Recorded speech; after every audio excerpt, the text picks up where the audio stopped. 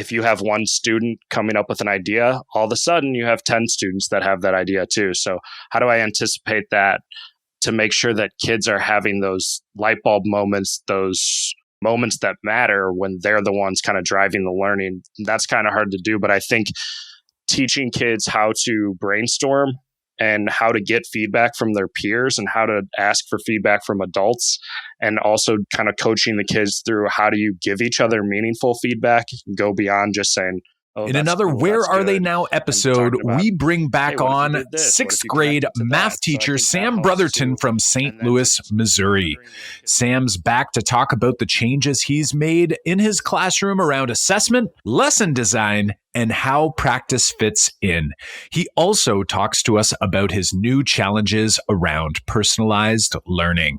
This is another Math Mentoring Moment episode where we talk with a member of the Math Moment Maker community who is working through struggles, and together we brainstorm possible next steps and strategies to overcome them.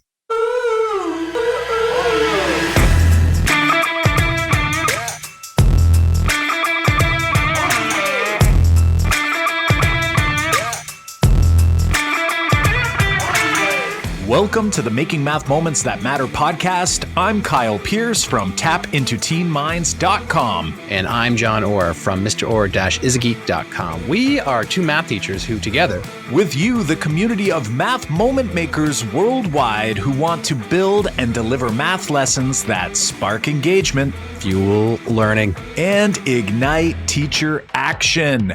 Welcome to Creating Balance in Personalized Learning, a math mentoring moment with Sam Brotherton. Before we get to our interview with Sam, we want to remind you that you too can join us for a Math Mentoring Moment episode on this podcast. In these episodes, we talk with teachers about real issues that arise in their classrooms, and together we work through possible solutions. We know that our listeners, math educators like you, will also get a lot of value out of the conversation by listening in on that conversation. If you have a problem of practice or classroom struggle that you want to chat with us about, head on over to makemathmoments.com/mentor and fill out this quick form. We won't be able to talk to everyone who fills out the form, but we will make every effort to hear a variety of voices and classroom struggles. Again, head to makemathmoments.com/mentor to apply. Well, Kyle, the ratings and reviews keep coming in, and we couldn't be more excited to read them. Like this 5-star rating and review from Escabob. Thank you.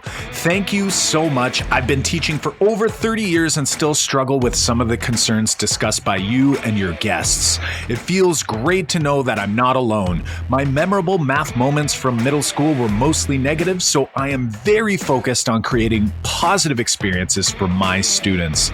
In a recent episode, you talked about 3-act math tasks. I love the taco cart task, which, thanks to you guys, I will use as an intro to the Pythagorean theorem instead of a midway task. Thanks again, and keep the episodes coming. #BetterTogether. I agree that reflection may keep me up at night, but it also keeps me fresh and young. Your podcasts provide much food for thought, and I approximate it, he says. Awesome stuff there. Wow, thanks so much for that fantastic Math Moment Maker community review. That person took the time to help ensure the podcast reaches the ears of more math educators around the globe. Go ahead, what are you waiting for? It only takes a minute. Fire us an honest rating and review. Wow, do we have a lot of goodies to share with you, and it all revolves around the Math Moment Maker Academy. Right now, for a limited time, we have a 30-day free teacher license available for any Math Moment Maker from around the world to access our Academy professional development courses, including our courses on spiraling, assessment, math tech tools, and even our latest course on how to make math moments from a distance. These self-paced courses are jam-packed with videos and action items to get you reflecting and growing your math content knowledge and pedagogical practice. Also, gain access to our monthly Q&A web calls, both live and the replay recordings, the over 20 virtual summit sessions from this past November, and our Make Math Moments problem-based tasks and full units of study with teacher guides are available for you to access. Get on it before it goes away at makemathmoments.com/academy. That's makemathmoments.com/academy. All right, on to our chat with Sam. Hey there, Sam. Welcome back to the Making Math Moments That Matter podcast. It's awesome to have an opportunity to do a check-in, a Where Are They Now episode here on the podcast. How are things going over in St. Louis? Well, things are great in St. Louis. Last time we talked, the Blues were in last place, and we know how they turned that around. Yeah, as far as teaching goes, I've got some new things happening, so Awesome. Excited to talk about it. Yeah, looking forward to talking about all of that stuff. Last time we chatted with you was way back in episode 13. And Sam, for all of those listening that haven't heard that episode just yet, can you do us a favor and fill everyone in on, we said that you're from St. Louis, but maybe let us know maybe more specifically, and then also your teaching role. Sure. So last time we talked, I was teaching 6th grade math, and the big focus of our conversation was when you have these kids engaged doing 3-act tasks, and then you come back to class 2 or 3 days later, it seems like nothing's stuck. So what can you do to follow up the engaging stuff that you're doing to make sure that kids are having deeper connections? So you guys gave me some good tools that I could implement just to go over like on day-to-day lessons to make sure that all of the great discourse that we were having was actually getting the results that we were looking for. You want me to talk about what I'm doing now as well? Yeah, well, actually, it's like you read our mind. We were about to just dive in there. And I guess the only other thing I'll do is if anyone who hasn't listened to episode 13, definitely a good idea to roll back to that one, maybe hit that pause button, go back and listen in, because like you were saying there, Sam, you were talking about all kinds of great things going on, like you're using 3-act math tasks. You even described like how you have almost like a vertical, non-permanent 360 room, like a big whiteboard room in there, getting kids up and doing all kinds of great things. You talked about Desmos and how you were almost like Desmifying as many lessons as possible, trying to make it nice and interactive. And one of those concerns was kind of how that translated into assessment. So that's kind of in a nutshell, what we were discussing. And we did talk about consolidating and some practice structures. So yeah, definitely give folks an update as to like, where are things at there? And like we always say, it's always a work in progress, but how has things been going and how have things been progressing since we last chatted back when the Blues were in last place? Yeah. So I think just one thing to add on to that episode that we talked about, when we recorded that, I was in my 5th year teaching, and coming out of college, you can get online and just type in math lessons, middle school, and there's so much stuff out there. Trying to synthesize everything and put it together can be really overwhelming. So I think listening to myself in that episode a year ago, it's like, I have all these cool tools in my tool belt, and I just don't know how to always put them together the right way. So I think that was something that we had some great conversations around. But as far as now, my district is starting to, I'd say we're more than dipping our toes into the whole personalized learning movement. We have an elementary school they built 3 years ago called Mosaic that's all centered around personalized learning. So they're trying to connect that idea of personalized learning to the middle school level. So just this year, I am teaching a hybrid math social studies class, 6th grade, that centers around personalized learning. So I'm taking some of my old practices, but evolving in a lot of ways and learning a lot along the way. Gotcha. Good to know that you guys are working towards that. Now, Sam, I'm wondering for all of our listeners, personalized learning can mean lots of different things. I think it's running through people's ears right now going, well, don't I do personal learning? Or what is personal learning? What would you define personal learning to mean to you or your district? Yeah, that's a really tough question, because I think even within my district, if you ask different teachers that are in the trenches right now with personalized learning, we're going to give you different answers. I think one misconception with personalized learning is that it's kids do whatever they want. Kids don't have deadlines and they'll eventually figure it out. I would say for me, personalized learning is when you get to that sweet spot where kids are identifying the problems and kids are coming up with the solutions to the problems using the standards you want them to learn. That's pretty much my definition. I love that. I'm actually just coming back.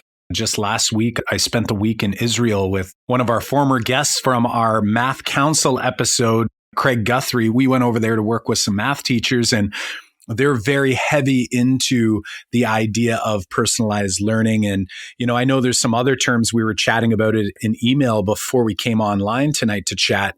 There's these other ideas like this individualization and differentiation. We use the term differentiation on the podcast a lot. And like John said, I think what it looks like and sounds like to one person might be very different to another. So I know for me, it's like, I think John and I have taken the approach in previous years, or recent years, I should say, and trying to allow some of that personalization, but kind of mixing it in with this idea of differentiation. So it's kind of like a bit of a mix of those two. How's that looking and sounding in your classroom? Like, how are you feeling that your progress, and maybe even just speaking in general to maybe some of the other teachers in your district, like how has that, more than dipping your toes in, as you mentioned, how's that going? Because I know that that could be a really challenging idea to try to grapple with if, let's say, you're coming from a pretty traditional sort of approach to teaching a subject like mathematics. I think for me, just kind of the difference in how my philosophy of teaching is not as much how can I get kids excited about math because I love math, but how can I empower my kids to be excited about learning in general. So it sounds kind of corny, but thinking with that mindset has pushed me to say, you know what, sometimes these 3-act tasks that I think are awesome and fun, like, that fruity problem that we linked in episode 13, like it was a really fun lesson, but then the next day the kids kind of are back in their same old routine. So what I'm trying to do in my classroom this year is think about how I can differentiate, how I can individualize, and how I can personalize. And in some ways, I have my own definition of those. So for differentiation, that's just all the kids are learning the same skill, but they're getting what they need to learn that skill. So if you're talking about learning ratios, some students might need blocks to help them understand the concept of ratios. Some students might be ready for a double number line. Some students might be ready for a ratio table. And then there's individualization, which might mean I have a student who's on a 2nd grade level and a student who's on an 8th grade level. And one of those students needs to go back and learn how to do perimeter, whereas one of those students is ready to start solving systems of equations. So when there's time for students to work individually, I'm giving them the individual skill that they need to either close gaps or move forward. And then, like we kind of talked about, or like I said earlier, that personalization piece is students are saying, okay, here's a problem that I see, or here's something that I'm excited about. Can I demonstrate my learning in some different way? So we can talk a little bit more about that too. Gotcha. This is all good stuff for sure. Things are running through my head right now on what this looks like in your classroom. So you've given me some suggestions on the definitions of these terms and thinking about personalization. So you said you've been using 3-act math tasks and other things, but you wanted that engagement, but you were struggling with like how to keep that learning going, which is what we talked about on the last episode too. I'm wondering, like, how does this personalization for you fit in with 3-act math tasks? What does that look like for you? How are you taking what this project or this new plan with your district and tying in these best practices that you already know about? For sure. So I kind of have to go back a little bit last year to when I found out that I was going to be doing this. Our district did a ton of professional development. So I went and saw different schools around the area. We went up to Waukesha, Wisconsin, and saw some different school districts up there that are doing some personalized learning stuff. And so then I kind of had to get out of this mindset of like, I'm always leading the discussions in my classroom. So when I found out that I was doing it, they basically said they wanted more open concepts in the rooms. And my co-teacher and I loved that idea. So I teach the math and social studies section to a cohort of about 50 students. And then my co-teacher teaches the ELA science section to those 50 students. And there's an opening in our classroom. So on a day-to-day basis, I have kids for 2 90-minute blocks. And what that'll look like in the classroom is I have different ability groups. So there might be a day where I'm doing direct instruction. And when I say direct instruction, that might be a 3-act task. So I might have one group of students who are working on percentages and another group of students who are still moving at a slower pace and might be working on ratios. So my group that's working on percentages, we would do like a 3-act math task to introduce a topic, and then they have different practice work to do. And then there'll be other times when we switch those groups and I'll have the kids who are working on ratios. So that's kind of the beauty of having that open concept, because we can kind of pick and pull kids as we need to, because we know that every classroom that you walk into, you're going to have that student who's on the 2nd grade level and the student who's on the 8th grade level. So having the luxury of being able to have a little bit more flexibility and moving them around is nice. But then where the personalization piece comes in is when we talk about assessment. So instead of necessarily doing a test, I have single point rubrics that I give the students and kind of put the ownership of the standards in their hands. So I'll say, okay, we're learning about percentages. We go through it. And then about halfway through the unit of instruction, I'll kind of introduce this single point rubric and say, okay, you're going to show me that you know how to convert from decimals to fractions to percents. You're going to show me how you can use unit rates and relate that to percents. But then I want you to come up with a meaningful way to demonstrate that.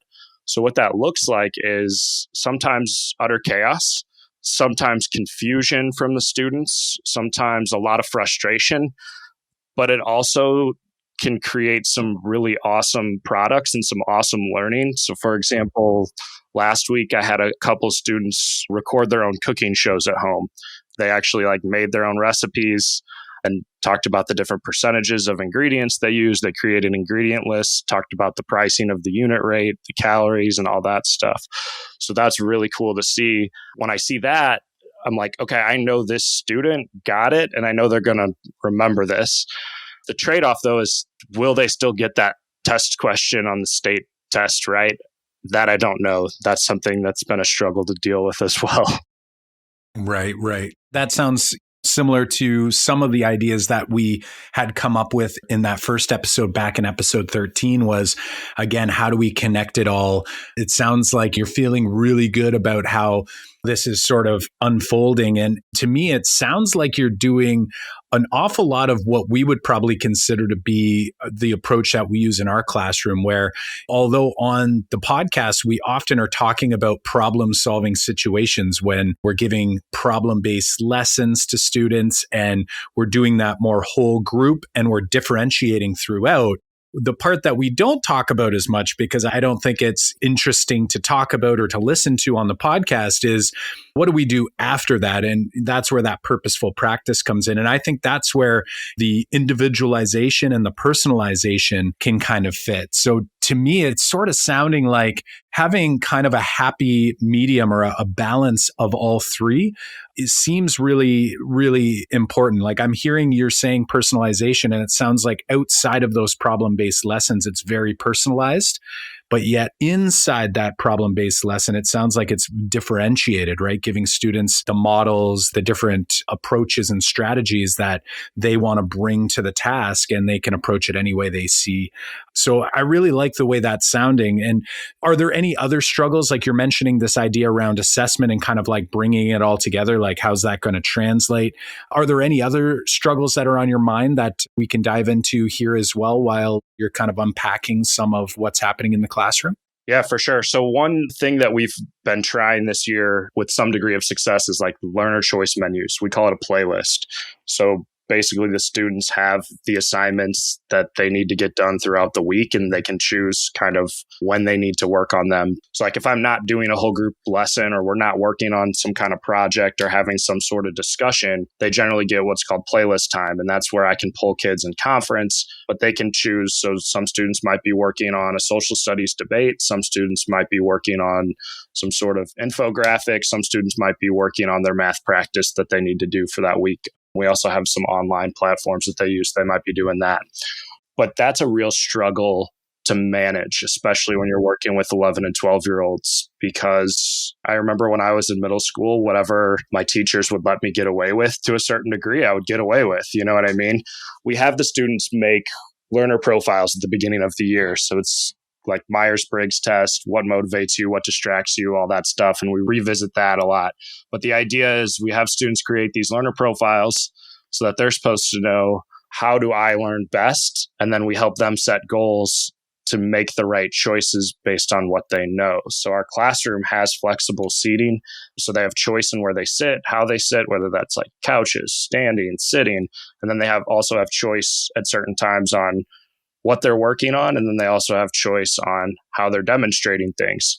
So sometimes that can be really tough to manage. And that's probably the same sentiment that you'll get throughout the district with some of the teachers that are engulfed in this personalized learning right now. It's like, this is awesome, but it's like mentally exhausting and physically exhausting some days because you have 20 kids that want your attention all the time. They constantly want a conference. They constantly want feedback.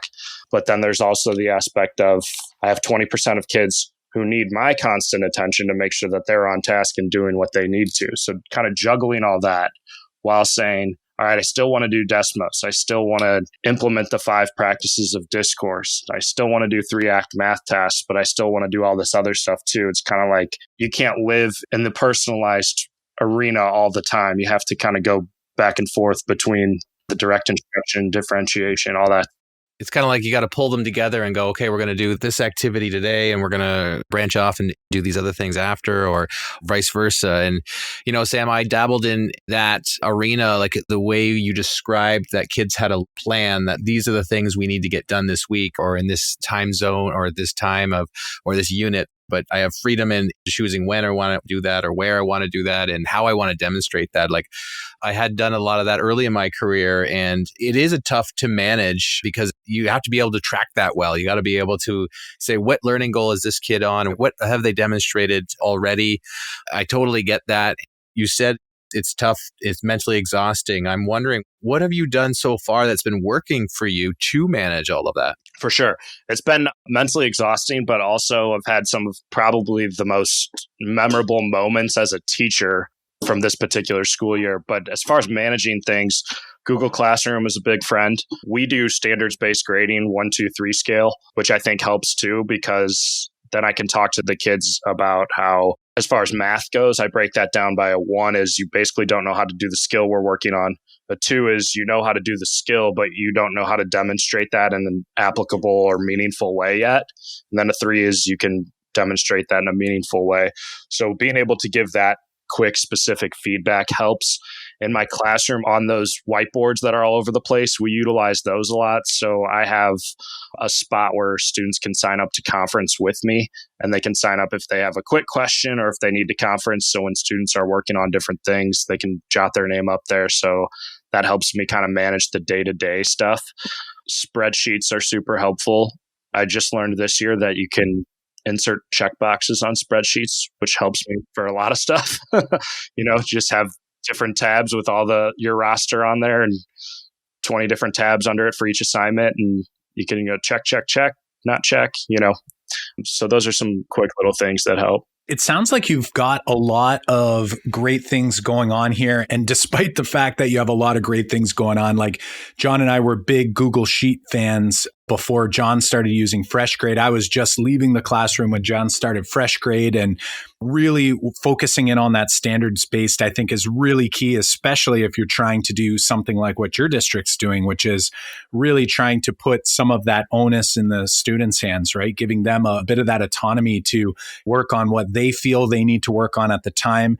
But also it sounds like there's a lot of that guidance with the teacher. You had already mentioned that it's mentally exhausting. You're running around and trying to stay on top. And essentially, it sounds like observe and have conversations with students so that you're not only looking at product, but really trying to triangulate data. So it sounds like a lot of amazing things going on, yet I'm still getting this sense that you've got all these ideas, there's all these things you want to do, and trying to kind of fit it in there nicely. And it makes me wonder, I'm going to mention episode 54 was a mentoring moment episode where we talked about what an effective math block could look like.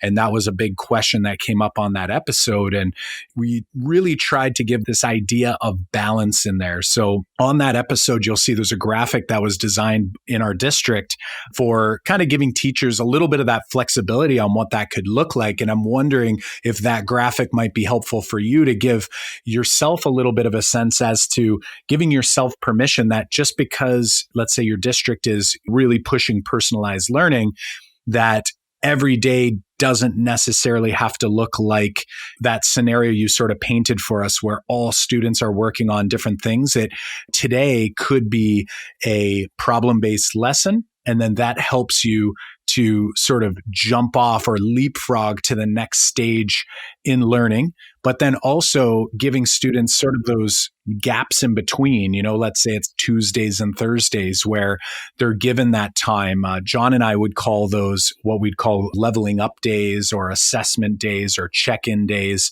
which really sounds an awful lot about like what you're doing in your classroom. Yeah, I think you're on the right track, though. I'm still having some of the same types of struggles as I was when we last recorded. It's just now in a different setting. When we first started the whole personalized learning thing last year, and when I say we, there's a group of 8 sixth grade math teachers that are all in this for the first year together. So we met a lot. We went to different businesses in the area, different schools, but we created our own vision about what we think personalized learning is. And essentially it's what I was saying before, where students are identifying problems and students are asking questions and students are coming up with solutions. So I think when we first started this, I felt like I always had to be doing that. Every single thing had to be students coming up with questions, students coming up with problems, students finding solutions to that. And it's just not realistic to think about, having a classroom that runs that way. And I think I got away from some of the things that made me a strong teacher in the first place.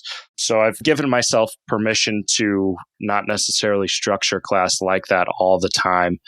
Yeah, so I'd love to check out that graphic that you were talking about from episode 54, because I think it could definitely help me. One thing I have done to just create a little bit more structure for me and for the kids is just to have 2 overall, and we'll call them ability groups, but 2 groups that are working on different units from Open Up Resources. So I printed out, they're basically little packets from Open Up Resources with the practice problems for the unit. And then I give the kids those packets. So the way that I see it is kind of like, that's where I can do a direct instruction lesson from Open Up Resources. And then they have the practice to go with that. And that's my way of making sure, okay, I am teaching the 6th grade standards. I'm making sure that they're getting all of the skills that they need. Then we use the online platforms to either fill in gaps or push kids. And then with that playlist time, that's where I can start to try to get that personalized learning piece, whether that's a project that we're doing or that's saying, okay, we're learning about this. Now, what can you do with it? How can you take it and apply it? How can you find the problem? How can you ask the question? How can you identify a solution to your problem or question? So another thing is with those learner choice menus, I know you've talked about how you had the level up days. You're right, it does sound similar, but what we tried to do at the very beginning of the year was say, okay, here's your playlist, here's all the things you need to do this week, and we'll be here to help you. And that really stressed kids out, and it stressed us out, and it wasn't productive because there's kind of these arbitrary timelines that didn't really work. So what we've started to do is introduce the playlists when it makes sense. So Monday and Tuesday might be direct instruction. Wednesday, we may be working on a project in science class. And then it may be Thursday where it's like, okay, now we've got these 3 or 4 different things introduced. These are the things that you need to work on. Here's your playlist for the next 4 or 5 days. And I think that's helped me manage the kids. It's helped the kids manage their time. It's helped the kids manage their assignments. And it's given them the confidence to take ownership of the learning. Yeah. Yeah. I think there's a lot to be said for the instruction of a quality teacher. And sometimes there's lots of phrases that sometimes when we think kids are going to be able to direct where they want to go. And I think you hit the nail on the head that most kids are going to freak out about that, being like, well, what do you mean? Like, there's that phrase, like, you don't know what you don't know. Sometimes it's like, how are kids expected to be like, I'm going to teach myself the curriculum, or I'm going to all of a sudden try to explore, and then where do I go? And then the teacher is going to pull the math from that, which is a great idea for sure. Then that's what Kyle and I and lots of people who have made those 3-act math tasks have talked about, that we can present these situations where we show real world scenarios or we show curious scenarios, and we get the kids to feel like they're directing the learning. There's a lot to be said for the teacher who's actually directing where that learning goes, because then we can pull the math from it. I think there's a lot to be said for that quality math instruction from a teacher. Sometimes I think, Sam, that when we say kids are going to teach themselves on a certain day, and here's a list of topics that we have to accomplish, it's almost like in that zone of like, okay, here's the list of topics and here's YouTube and Khan Academy and go learn. Like, I've seen that model of math class and it scares me. And I've been in classes where they said that, like, oh, we're all kind of moving at our own pace, which is great. But I feel like we're there to inspire those kids to love math. And sometimes if we just kind of let it go, they're not sure where to love math or what math to love and how to like appreciate it and see the power of like, equivalent expressions. And I think there's a lot to be said where those really nicely crafted lessons that you've been doing. And I think you're completely correct to say like, we can do some of this and some of that. And it's a great balance because you want to be in that position to like spark that curiosity for your kids so that they love it and want to explore, because it's like all about lifelong learning. And yeah, we're teaching them skills to learn what they can, but I think the difference there is we're telling them what to learn instead of like sparking curiosity so that they want to learn. And I really love that you've got that balance, or you've realized that that balance has to happen. So I think that's super important. Yeah. And, I was just going to pop in there and mention too, like I'm kind of visualizing because Sam, you were saying like certain days of the week kind of look certain ways. And I'm visualizing in my mind as well, kind of picturing the idea of the menu, you were saying it, you didn't feel it was super productive when you were giving, let's say, the list to students at the beginning of the week. And I wonder if even taking that same idea and trying to do it in almost like slowly releasing that, it's kind of like similar to our curiosity path where we withhold information. It's kind of similar in that regard where early in the school year, John and I were setting up our course. A lot of times we would do a few lessons and it was like the topics for students to work on wasn't very broad initially because it was the beginning of the year. But as the year went on, then it was like those doors sort of open, the gates swing wider for students to have more opportunity for choice and to decide where they need to go next and at what pace they're going to do it. So it's kind of like maybe a little bit of both there, trying to find that happy medium, that balance. And it makes me wonder too of like how to kind of try to make those experiences, those, we'll call them the curious experiences, those curiosity path sort of experiences where you're doing a problem-based lesson, and these more personalized lessons where students are kind of working and you're walking around the room and trying to conference with students as you're going. Like, how can you bring those two scenarios and kind of link them so that they feel connected instead of disjointed? When you're thinking about that, what John's just mentioned and this idea of trying to smooth out that ride a little bit and make it feel like, instead of it being like today's this type of day and tomorrow's that type of day, it's sort of like this is the week. And like, as we progress through some of the learning, it's like you're shifting through these different modes instead of it being like today is this and tomorrow's something completely different. What are your thoughts on that? Yeah, a lot of thoughts. I want to go back to one thing John said about like the Khan Academy thing, like putting kids on the computer and all that, because I think that does tend to happen when you start to get into this idea of personalized learning and individualized learning. It's that sometimes it gets defined as how fast can kids move through stuff. And it's like, I have a sixth grader who's doing calculus, so this is personalized learning. But then like those light bulb moments that you were talking about of like making the connections in class, those kind of fall off. So I think personalized learning is more of an idea than necessarily something you could see or touch, and thinking about how you can take that idea and help your instruction. But Kyle, you were saying, how do you kind of make class go smooth so you're not just, I guess, going from different format to different format for the kids, which can be hard for them to follow? Is that kind of what you're saying? Yeah. And I guess too, also for you, like as the educator, I think it's really hard on us when we're doing one thing this day and something different the next day. I guess what I'm envisioning is we always come back to this idea of planning with intentionality, that the work that students are going to do in this more of like this we'll call it personalized setting, is linked to that problem-based learning lesson so that it's kind of like built off of it, right? It's like that part John's talking about inspiring students and helping them to see the beauty and essentially helping them bump into really interesting scenarios. Because that's the other thing that we often miss when we go into a more independent sort of student-driven experience is what if they don't bump into the math and see and really like sort of catch on to some of those strategies that you're hoping they'll arrive at unless we really intentionally craft those experiences. And then there's always time for them to like build on those skills. And that would be that purposeful practice where I see some of this personalized sort of approach sort of fitting in really nicely. But then it's kind of like it goes together. It's almost like you're picturing it as like a block of multiple days that are connected. So it's not like we'll do this sometimes and do that sometimes. It's like this is the process we kind of go through. We'll call it almost like iterating through like a cycle of this is how we learn. Like we were inspired by this new idea. And then from that idea sparks all these other associated related ideas and topics. And then there's still choice as well for students to kind of explore in different areas. Yeah. What's kind of funny is I've taken the 5 practices for orchestrating discussion and kind of applied that to my whole planning process.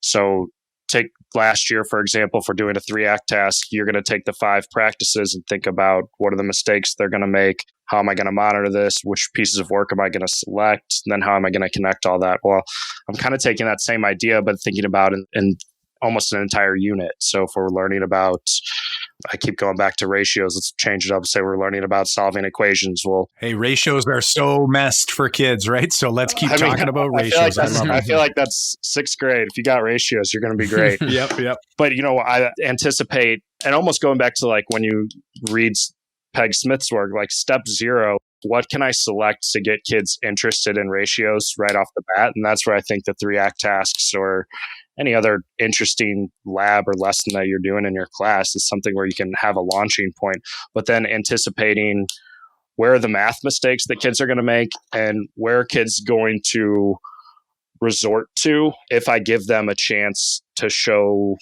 mastery in a way that they want to. And what I mean by that is if you have one student coming up with an idea, all of a sudden you have 10 students that have that idea too. So how do I anticipate that to make sure that kids are having those light bulb moments, those moments that matter when they're the ones kind of driving the learning? That's kind of hard to do, but I think teaching kids how to brainstorm and how to get feedback from their peers and how to ask for feedback from adults, and also kind of coaching the kids through how do you give each other meaningful feedback, go beyond just saying, oh, that's cool, that's good, and talking about, hey, what if you did this? What if you connect it to that? So I think that helps too.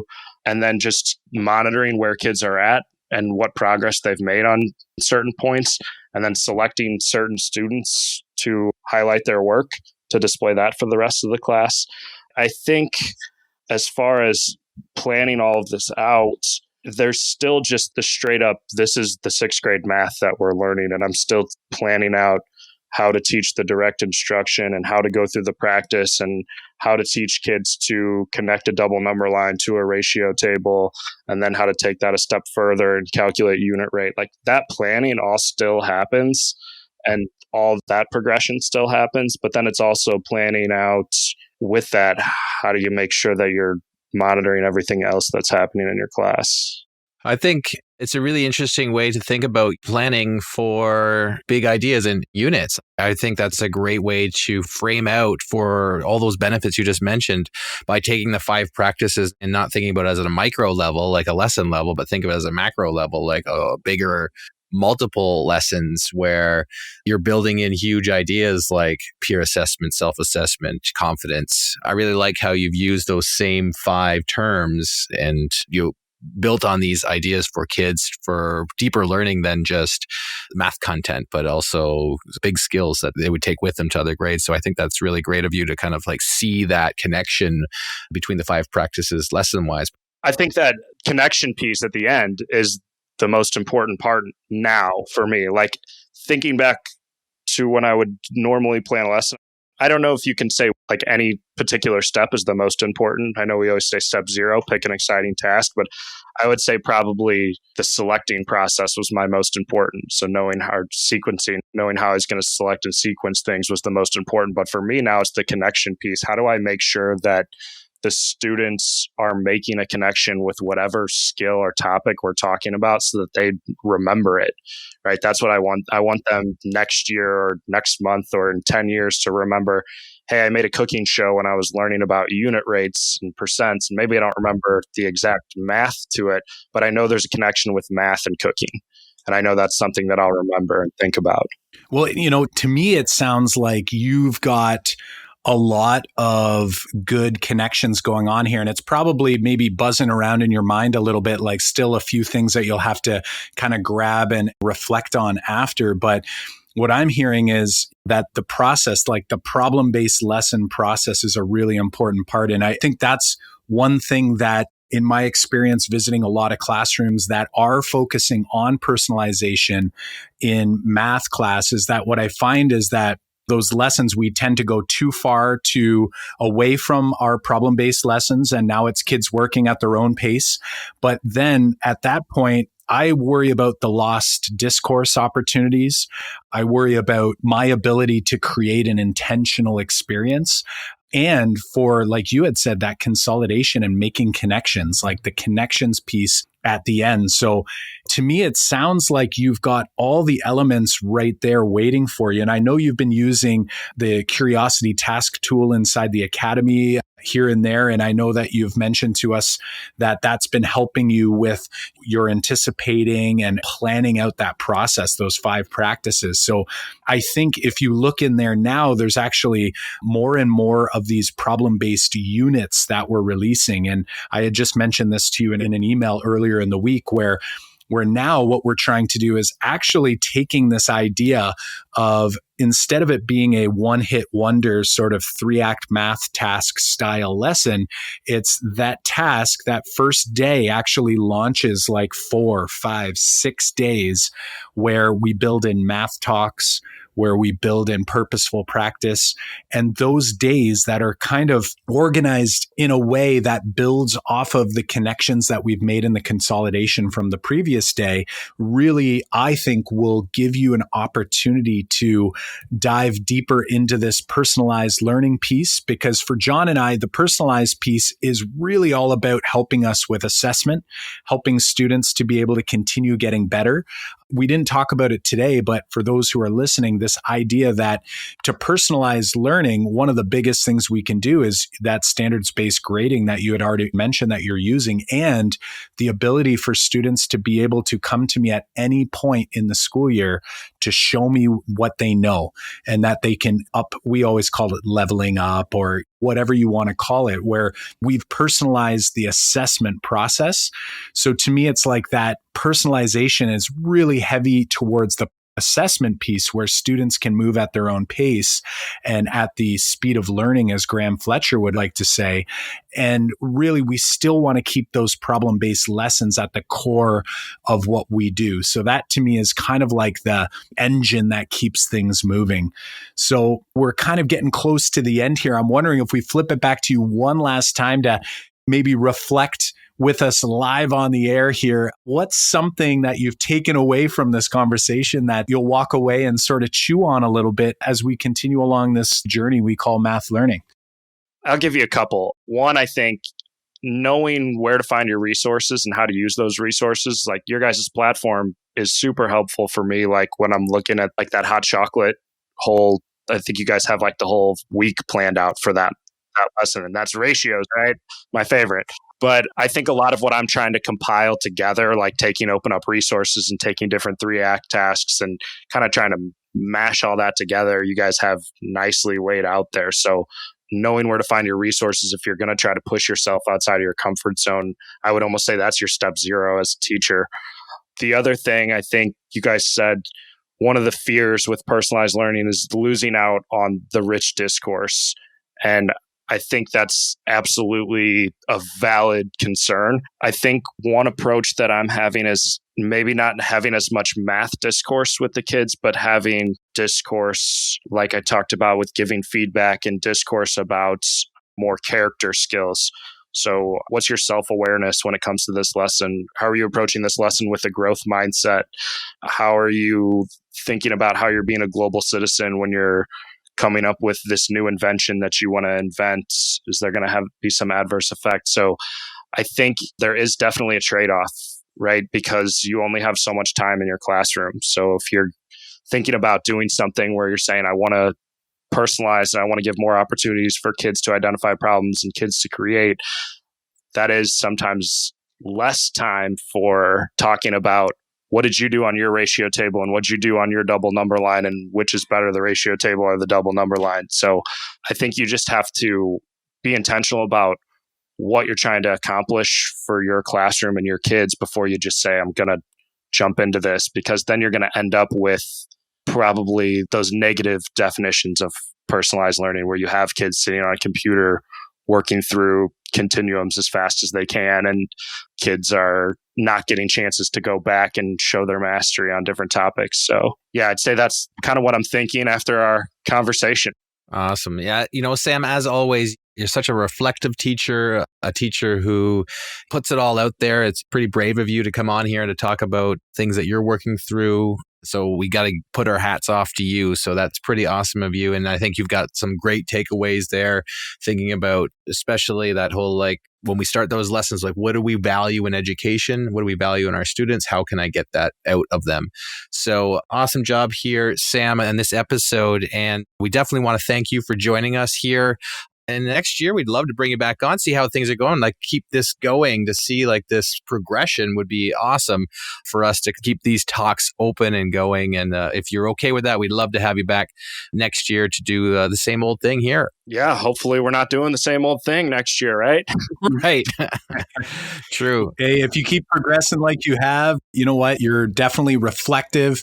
We appreciate you, and I know your students appreciate you, and the Math Moment Maker community, I'm sure, appreciates these conversations. So thanks for taking the time, and we really look forward to continuing to follow along in the journey with you. Yeah, thank you guys for all the hard work you guys are doing for math in general. We all appreciate it as teachers. Well, there you have it. Sam Brotherton from St. Louis. Thanks, Sam, for joining us on another Where Are They Now episode.